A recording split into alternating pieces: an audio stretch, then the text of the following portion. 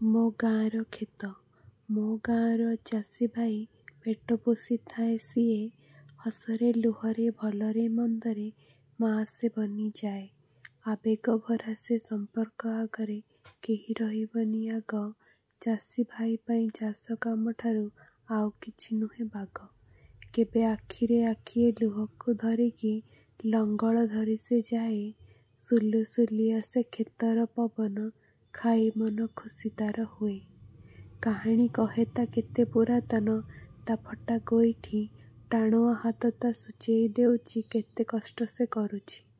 ବୁଲି ବୁଲି ଯେବେ ନିରାଶ ହୋଇ ସେ ମସିଣାରେ ଯାଏ ଶୋଇ, ଲକ୍ଷ୍ମୀ ମା' ତା ସପନରେ ଆସି କେତେ କଥା ଯାଏ କହି। ଡିବିରି ଜଳା ସେଇ ମିଞ୍ଜି ମିଞ୍ଜି ଘର, ଅନ୍ଧାରେ ଆଖି କିଛି ଦିଶୁନି। ଲୁହ ଓଠରେ ସେ ଚାପି ଝିଅକୁ ପଢ଼ାଏ, ଆଖିରେ ସପନ ଦେଖୁଛି କେତେ। ସତେ ତୁମ ପରି କିଏ ହେବ, ବରଷା ଖରାକୁ ଖାତିର ନ କରି ସଭିଙ୍କୁ ତୁମେ ଦାନା ଦିଅ। ଏତିକିରେ ସରେନି କାହାଣୀ ତୁମର, କେତେ କଥା ଅଛି ବାକି। ବୋଧେ ତୁମ ଦୟା ପାଇଁ ପେଟ ଏ ପୁରୁଛି, କେହି ରହୁନ